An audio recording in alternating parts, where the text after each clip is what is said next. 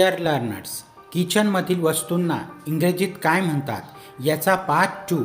आजच्या व्हिडिओमध्ये आपण शिकूया आणि इंग्लिश स्पीकिंगसाठी आवश्यक असलेली शब्दसंपत्ती वाढवूया. Grater, कॅनस्टर,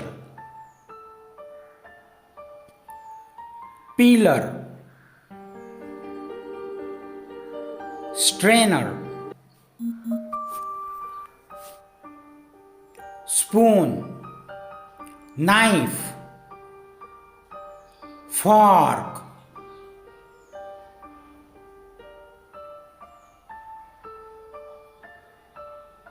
sieve,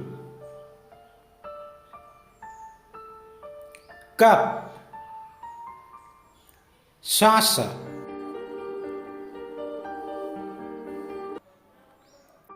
bowl, oil can, milk can, spice box,